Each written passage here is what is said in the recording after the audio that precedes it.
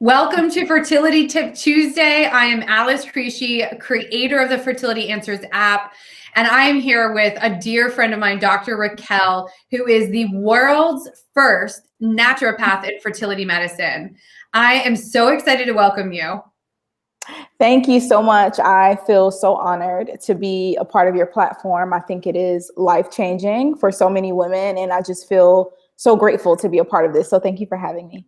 Absolutely. And we're doing something I think that's really unique in the space, and that every Tuesday we're going to bring kind of a singular focus on a fertility tip. Today, we're just going to tell you the kinds of things that you can expect from us every single Tuesday. With Dr. Raquel having this specialty area of expertise, the first thing that I want her to tee us up for is what is a naturopath in fertility care and why is this so groundbreaking? Let's start there.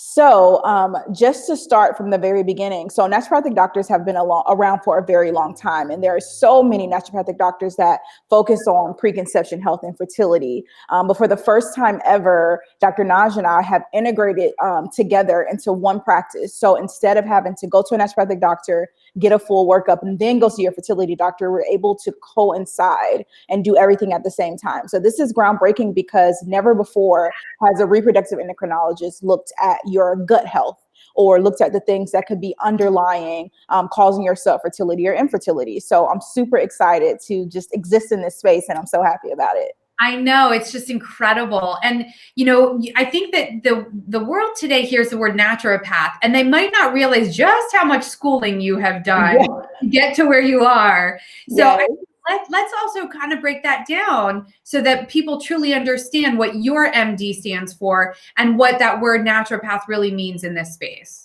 That is such an important question because we get that all the time. And what happens, unfortunately, is that a naturopath can get a certificate online, like a weekend-long course. But for naturopathic doctors, I went to Bastyr University in San Diego. But for naturopathic doctors, we have to go to undergraduate, get a 4-year undergraduate university, get a 4-year degree. And then we have to have the grades to get into naturopathic medical school, which is also 4 years. So we take all of the same classes that medical students take. However, we also take functional medicine courses, nutrition courses, and counseling courses. So we take the naturopathic medicine modality on top of a medical school education. So it's definitely very thorough. And I think that's the common misconception in the media is that we aren't learning the sciences, we aren't learning the foundational material needed to treat someone. Now, how did you get exposed to fertility medicine in that kind of educational pathway where you just woke up and went, this is the field for me? I know. So I kept preceptoring, which is just like interning with different doctors. And I was seeing that I would go to preceptor with a naturopathic doctor that did fertility, and they were helping the women in this way. But I was noticing that there wasn't any imaging or there wasn't any to me, there was a missing piece of understanding how a reproductive endocrinologist thinks. So yes, we can do a lot of foundational things to help you, but if you do a hysteroscopy, that's how you get more information. Let's just say you're working with a naturopathic doctor and it's been a whole year and you're doing all this foundational stuff and you don't know why your fallopian tubes could be blocked.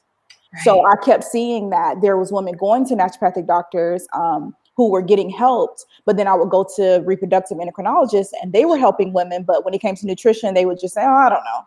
Yeah, such a big gap. Like, I mean, most of the REIs in our network, and we have over 300 different types of fertility specialists in network. So some of them are REIs, some of them are urologists, you know, some of them are embryologists, and you know, the list goes on and on. There's about 13 different disciplines in our network. But when you ask REIs, what were you missing in school? What were you missing in fellowship? What were you missing even when you were, you know, in your residency year? And the two things that they often say to us are genetics and nutrition. Yes, that's huge. And I don't know if you saw, but JAMA just came out with an article that medical students in the United States are not taught about nutrition. And that is true for medical students, but not for naturopathic doctors. We get over 100 hours of nutritional education and nutrigenomics. That was one of my favorite classes. Yeah. Don't you feel like that should be the MD? Yeah, but I think it's just the way things have always been, which is why people like you exist. You know, you're changing the world. You're integrating us all. Absolutely. And I mean, I truly think when we talk about precision medicine, let's talk about real sort of restoration to wellness. How can you have restoration to wellness? How can you have real healthcare without taking this holistic approach, right? And that's why functional medicine doctors emerged and naturopathic doctors emerged. Yeah. But I feel like the history of healthcare started there. And some, with like the advent of good pharmaceutical drugs and all these things that we need, then, you know, the medical care kind of went to what is now considered, of course, westernized or developed nation type care. And there is this backlash, though, of people, you know, complaining about not having real wellness care. Yeah, that's so true. So much to the table. So let's talk about, what does a fertility workup look like for you? If I come in for a consult with you, what are the things you're going to do to look at my fertility wellness that's different than the REI side? So what's different about what I do as opposed to Dr. Naj is that the first thing I like to do is get comprehensive lab testing. So I never treat anyone based on just a blanket protocol. I always start with looking at your micronutrients. That's my first step. I look at your gut imbalances. So I look at bacterial dysbiosis, yeast dysbiosis, fungal dysbiosis. I look at all of that. I also look at your omega-3 to omega-6 ratio, because we know if you're inflamed, you can't implant an embryo. So that's huge to me. So I look at micronutrient deficiencies, gut imbalances, and then the last thing I look at is heavy metal toxicity. So I get a blood and urine sample. And then once I get those results back, I start a comprehensive protocol to address everything. So you can do all that testing just from blood and urine? Just from blood and urine. Yep. Well, that's amazing. When you talked about the yeast, I thought, oh, please don't tell me to give you a stool sample. Although we can do that too. My dog. We definitely could do that too, but we do start with just urine and blood. And I use Genova Diagnostics, but if we get something and your GI report is just very expansive, then I might say, you know what, you've been exposed to a lot of yeast. Let's get a more comprehensive test. Sure. Yeah. And then, you know, as it goes, I mean, fecal samples do give you a lot of information. So it's not, you know, I would do it if I needed to, but it does give you so much information. So as a diagnostic tool, it's very helpful if you need it. Yeah, for sure. Absolutely. And what types of heavy metals are common in infertility cases that you see? So the biggest thing that I see in Southern California is mercury. So many of us love to hang out at the sushi spots. It's like the thing to do. But I know. So is my 6-year-old though. He loves his caviar. It's so good. It's so good. I know. But what happens is, and I've seen a lot of young women who are just coming in to freeze their eggs. I mean, like 24, 26, 30-year-old women just coming to freeze their eggs. And the doctors are like, whoa. Wow. Your numbers are way below average for your age. And what I always see is, I'm like, okay, give me a minute. Let me work with them. The mercury is supposed to be on Genova. It's like below 0.06. It's like 30. Get out. Yeah. And it's because the mercury is just circulating. Think about it. If you're not having bowel movements, you're not sweating, that mercury is just circulating. Oh my God. So that's why I said to you, get on that Peloton bike if you like start sweating it out, right? Yeah, exactly. I mean, I sweat my 20 minutes a day just for that reason. It's like for the detox. Exactly. You know, if I'm not sweating, I feel like my insides aren't clean. Yeah.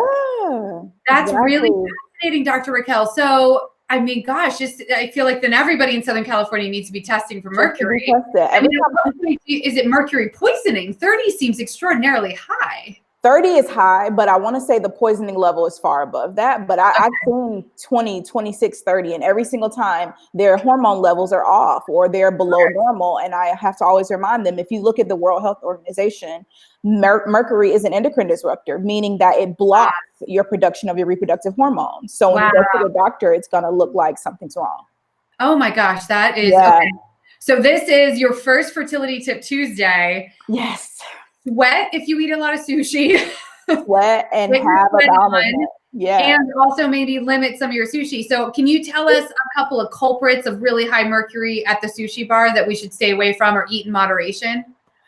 Well, the biggest thing is, it's not just, a lot of people kind of put it on the bigger fish or the smaller fish, when the reality is that we're all human. So it's okay to have sushi, but I can't single it down to one particular amount of sushi. I would just say to limit the amount of times that you go. So if you go 2 or 3 times a week, maybe take it down to once. Got it. So you're giving your body time to detoxify. Is there anything else we should be doing besides sweating to detox that mercury? Yeah, so the major way that we get rid of heavy metals in our body is through our stool.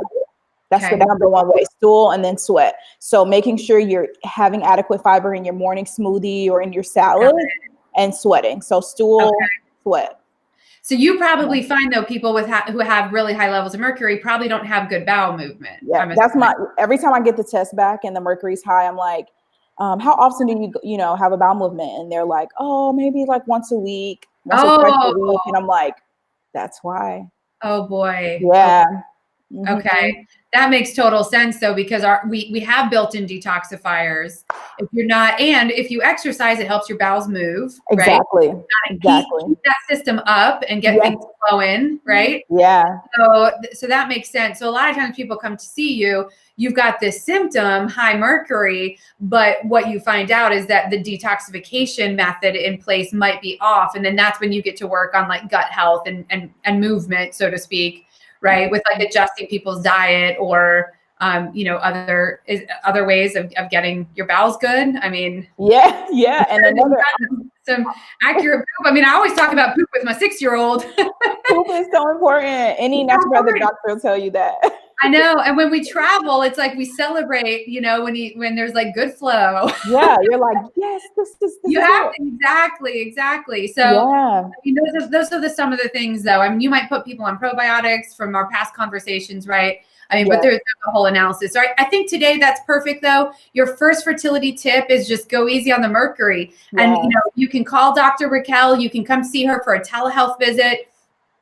You can access her through the Fertility Answers app and ask some questions. If you suspect that you might, if you have sluggish bowels, if you don't sweat all that much, if you eat a lot of sushi, if you really are like, wow, I have unexplained infertility, maybe my mercury level is high. Absolutely. Why don't you hop on the platform and get in touch? She can do telehealth consults and probably even send a lab requisition, I'm assuming, to different places to get the testing done. Absolutely. Okay, great. Yeah. So we'll end there for today. This is just incredible. I'm so excited to bring fertility tips every single week to our audience. I sometimes think, there's information overload on all of these topics. And I think in bite-sized pieces, we can get people to take steps forward so they can realize their dream of happy, healthy children and a happy, healthy family. Yes. Thank you, Alice. Thank you so much. We'll see you guys next week. Bye. Bye.